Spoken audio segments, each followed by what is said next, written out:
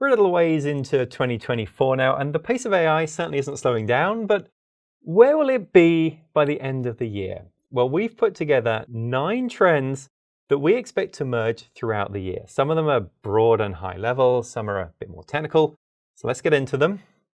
Oh, and if you stumbled across this video in 2025, let us know how we did.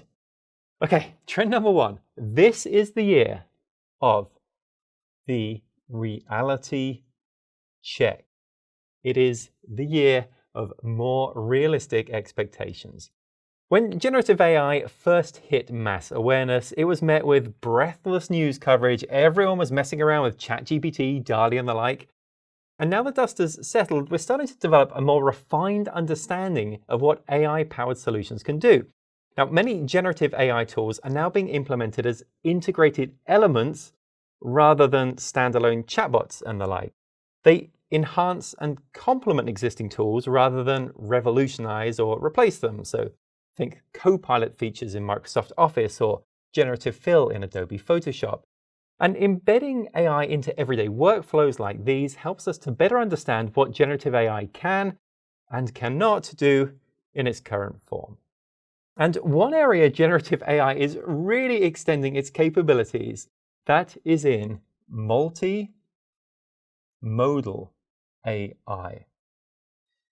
Now, AI multimodal models can take multiple layers of data as input, and we already have interdisciplinary models today, like OpenAI's GPT-4v and Google Gemini, that can move freely between natural language processing and computer vision tasks. So users can, for example, ask about an image and then receive a natural language answer, or they could ask out loud for instructions to, let's say, repair something, and receive visual aids alongside step-by-step text instructions. New models are also bringing video into the fold, and where this really gets interesting is in how multimodal AI allows for models to process more diverse data inputs. And that expands the information available for training and inference, for example, by ingesting data captured by video cameras for holistic learning. So there's lots more to come this year. Now, trend 3, that relates to smaller models. Now, massive models, they jump-started the generative AI age, but they're not without drawbacks. According to one estimate from the University of Washington, training a single GPT-3 size model requires the yearly electricity consumption of over 1,000 households. And you might be thinking, sure, that's training, we know that's expensive, but what about inference? Well, a standard day of ChatGPT queries rivals the daily energy consumption of something like 33,000 households. Smaller models, meanwhile, are far less resource intensive. Much of the ongoing innovation in LLMs has focused on yielding greater output from fewer parameters. Now, GPT-4, that is rumored to have around 1.76 trillion parameters. But many open source models have seen success with model sizes in the 3 to 70 billion parameter range, so billions instead of trillions. Now, in December last year, Mistral released Mixtral. That is a mixture of experts, or an MOE model, integrating 8 neural networks, each with 7 billion parameters. And Mistral claims that Mixtral not only outperforms the 70 billion parameter variant of Llama 2 on most benchmarks, at 6 times faster inference speeds, no less, but that it even matches or outperforms OpenAI's far larger GPT 3.5 on most standard benchmarks. Smaller parameter models can be run at lower cost and run locally on many devices like personal laptops.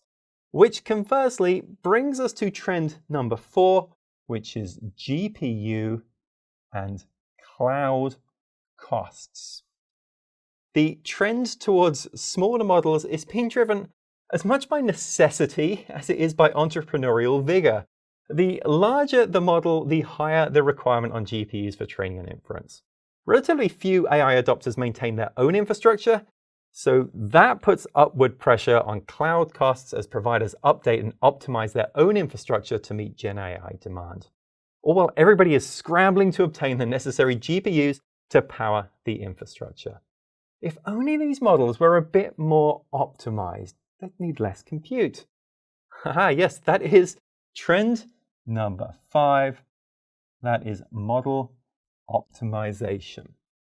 Now, this past year, we've already seen adoption of techniques for training, tweaking, and fine-tuning pre-trained models like quantization. You know how you can reduce the file size of an audio file or a video file just by lowering its bit rate? Well, quantization lowers the precision used to represent model data points, for example, from 16-bit floating point to 8-bit integer, to reduce memory usage and speed up inference. Also, rather than directly fine-tuning billions of model parameters, something called LoRa, or low-rank adaptation, entails freezing pre-trained model weights and injecting trainable layers in each transformer block. And LoRa reduces the number of parameters that need to be updated, which in turn dramatically speeds up fine-tuning and reduces the memory needed to store model updates. So expect to see more model optimization techniques emerge this year. Okay, let's knock out a few more. And the next one is all about custom local models. Open source models afford the opportunity to develop powerful custom AI models. That means trained on an organization's proprietary data and fine-tuned for their specific needs. Keeping AI training and inference local avoids the risk of proprietary data or sensitive personal information being used to train closed source models or otherwise pass through to the hands of third parties. And then using things like RAG, or retrieval augmented generation, to access relevant information rather than storing all of that information directly within the LLM itself, that helps to reduce model size. Trend number 7, that is virtual agents. Now, that goes beyond the straightforward customer experience chatbot, because virtual agents relate to task automation, where agents will get stuff done for you. They'll make reservations, or they'll complete checklist tasks, or they'll connect to other services. So lots more to come there. Trend number 8, that is all about regulation. Now, in December of last year, the European Union reached provisional agreement on the Artificial Intelligence Act. Also, the role of copyrighted material in the training of AI models used for content generation remains a hotly contested issue, so expect much more to come in the area of regulation. And finally, we're at trend number 9, which is the continuance of something called shadow AI. What's that? Well, it's the unofficial personal use of AI in the workplace by employees. It's about using Gen AI without going through IT for approval or oversight. Now, in one study from Ernst & Young, 90% of respondents said they used AI at work. But without corporate AI policies in place, and importantly, policies that are observed, this can lead to issues regarding security, privacy, compliance, that sort of thing.